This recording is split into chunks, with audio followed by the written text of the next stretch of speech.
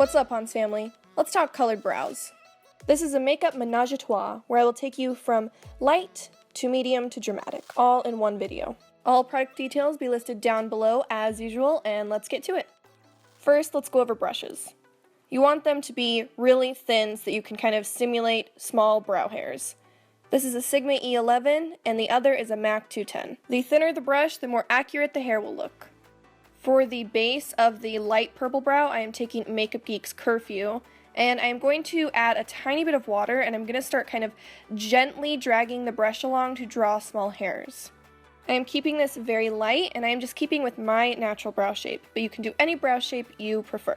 Adding water to the eyeshadow will just help to make the pigment a little more intense so it's easier to paint onto the skin. Towards the front of the brow, I like to make it look like I have little wispy hairs poking forward. So you can see me doing that, and then I'm just perfecting the shape as I go, still keeping a very light hand. I wanted to show that you could also do this with liquid lipsticks or eyeliner, so I'm using Jeffree Star's I'm Royalty and Jeffree Star's Blow Pony Velour liquid lipsticks to draw on a few extra little hairs. I like brows to look very dimensional, so adding these different colored hairs too will make them look a little more realistic. Try to make every hair towards the front of the brow matter, since you want them to really stick out from each other and not blend in together all in one purple glob. NYX has these really fucking awesome colored mascaras, and they have a ton of different colors. So I'm using this light purple one, and I'm basically going to tame my actual brow hairs into place. If you prefer, you could use clear brow gel, but again, the whole dimensional thing, I think the purple looks beautiful on top of the purple base. When the mascara does dry, it also does not look that intense. There are your light colored brows, kind of your first step into colored brows.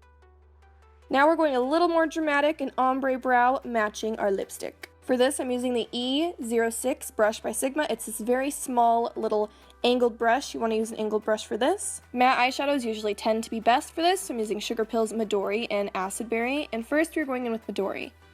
Just like the other eyebrow, I am adding a little bit of water to this eyeshadow just to make it more intense, and this we are going to pack on. Focus towards the tail and just towards the middle of the brow, and really draw in the shape that you want.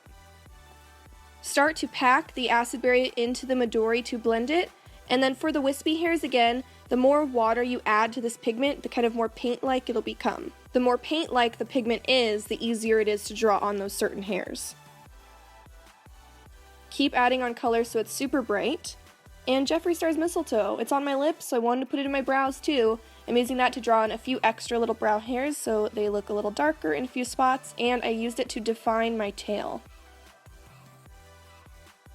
The NYX mascara is going to be used again, using this kind of light greenish yellow color towards the front of the brow, pushing the hairs upwards. And for the back of the brow, I opted out to this light turquoise color. And fuck yeah, there's your super colored brow where you could match your lipstick if you so desired. Starting with clean brows again, I'm taking Razzleberry from Makeup Geek Cosmetics, and I am going to completely fill in my brow.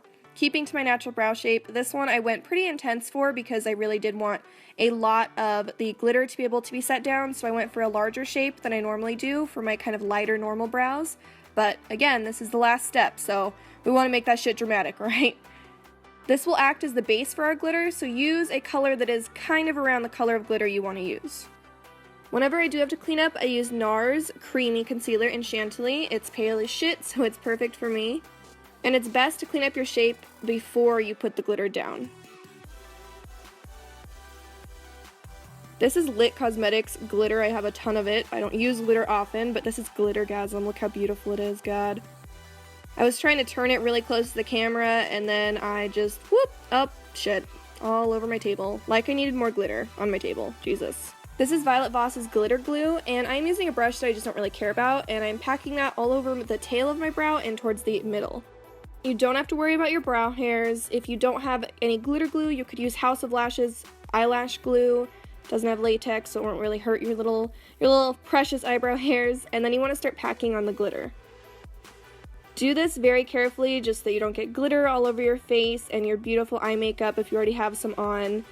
I definitely would take just the littlest bit, and for my glitter brows, I like mainly keeping a lot of the glitter towards the tail and then just kind of blending nicely into the eyeshadow and keeping the eyeshadow up front.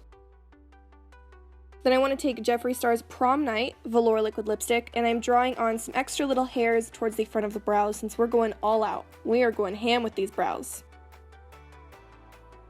Then the pink version of NYX's mascara, and just doing that the tiniest bit towards the front of the brow, blending into the glitter.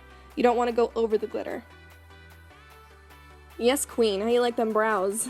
And that, Hanz fam, is 3 colored brow looks that you could try out from light all the way to dramatic. I hope you enjoyed this, and make sure to look out for the next Makeup Ménage à Trois. I fucking love you guys. Thank you for watching, and I will see you next time.